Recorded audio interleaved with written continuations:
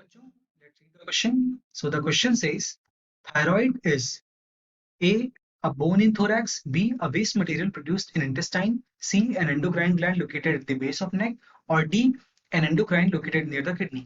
तो यहाँ पे क्वेश्चन हमसे पूछ रहा है कि थायराइड क्या है?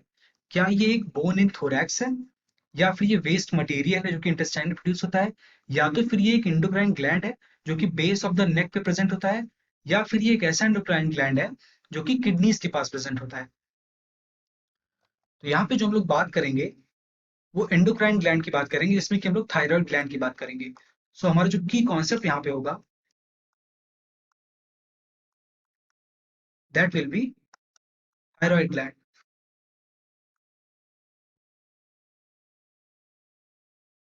अब थायराइड ग्लैंड एक ऐसा ग्लैंड है जो एंडोक्राइन सिस्टम का पार्ट है। दैट मीन्स ये हार्मोन सिक्रीट करता है, और ये जो प्रेजेंट होता है वो ट्रैकिया पे प्रेजेंट होता है,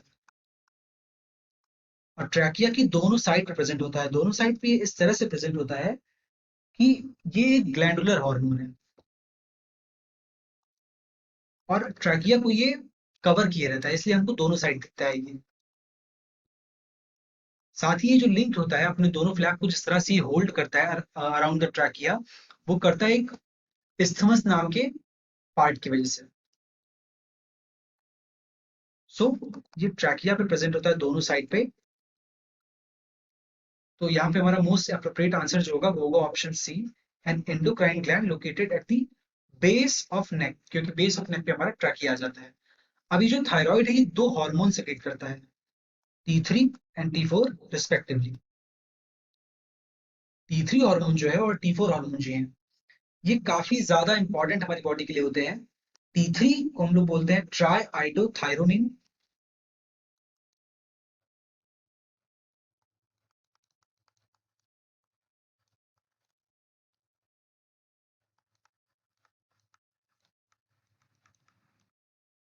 एंड T4 को हम लोग बोलते हैं टेट्रा आयोडोथायरोनिन।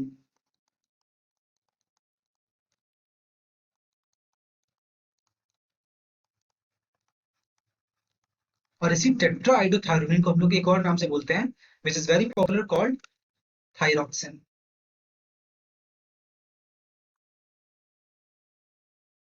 अब इन दोनों हार्मोन्स का जो मेन काम होता है वो होता है to maintain the basal metabolic rate of the body. कहने का मतलब ओवरऑल मेटाबॉलिज्म बॉडी का यही कंट्रोल करते हैं। और अब इस बेसल मेटाबॉलिक रेट की जब हम लोग बात करेंगे तो यहाँ पे सारे फंक्शंस आ जाएंगे। May it be metabolism of carbohydrate, protein, fats, या फिर वाटर इलेक्ट्रोलाइट का बैलेंस, वो सारे ही काम यहाँ पे मेटाबॉलिक बेसल रेट को मेंटेन करने में इंक्लूड हो जाते हैं। तो थायराइड एक ऐसा ग्लैंड है जो कि T3 T4 ट्राई आइडोथायरोनिन और टेट्रा आइडोथायरोनिन नाम के हार्मोन सिक्रीट करता है। अच्छा, यहाँ पे एक बहुत इंपॉर्टेंट चीज है कि ये जो हार्मोन सिक्रीट करता है, that is iodine derivative hormones.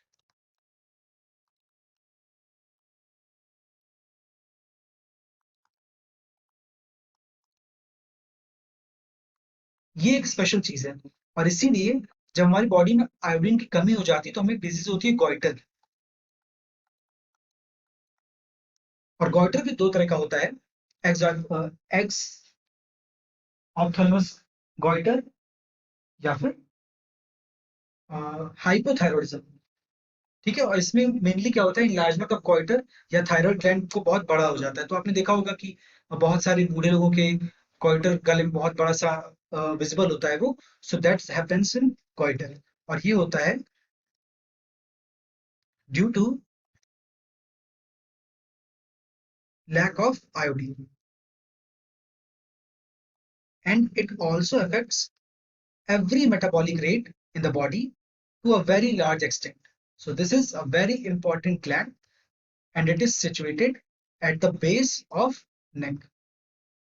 It is not a bone in thorax, it is not a waste material, और ना ही ये किडनी के पास प्रेजेंट होता है। तो हमारा मोस्ट अप्रोप्रिएट आंसर जो होगा, that will be answer, sorry, C.